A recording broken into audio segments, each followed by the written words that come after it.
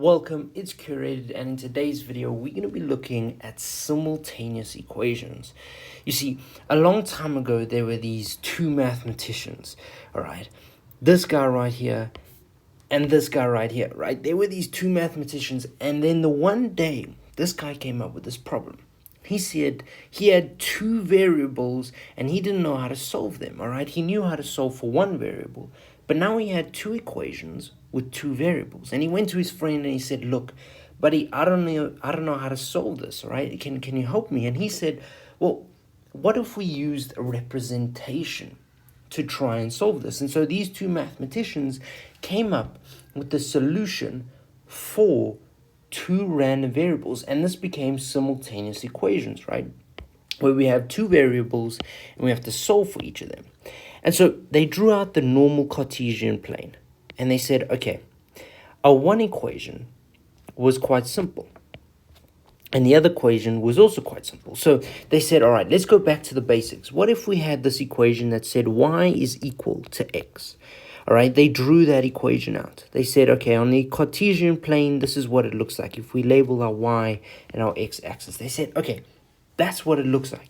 And then they said, well, let's put another equation, all right?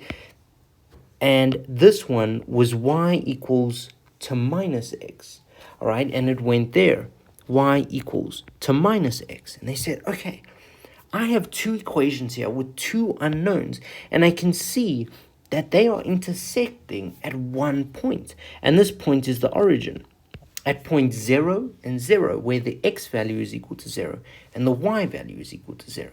So they said, okay, I now have a representation of how I can solve these two equations. And they said to themselves, well, how about if we set out a bunch of rules, right? These two different methods that can help us solve it.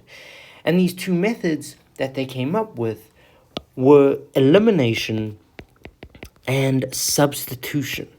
All right. And in my teaching, we're only going to do elimination because it's much more efficient. All right. And it works for all of them. But there is another method, and it's called substitution. All right. So if we were to look at those last two equations that we had, right, y is equal to x, very simple, and y equals to minus x. And now we were to use their elimination rule. All right. They said that, all right, we have equation 1 and we have equation 2. They said, okay, we have the same variables, but there are two different equations. Let's solve for it. So they said, well, what if we say equation 1 plus equation 2, all right?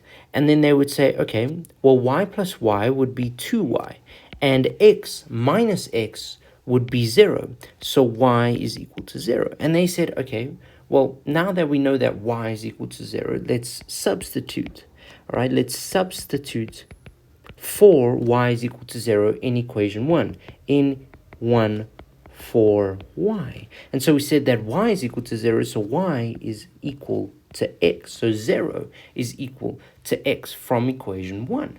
And so we can see that we get this point of 0 and 0, which was what we found when we did it as a representation. All right, and that's simultaneous equations.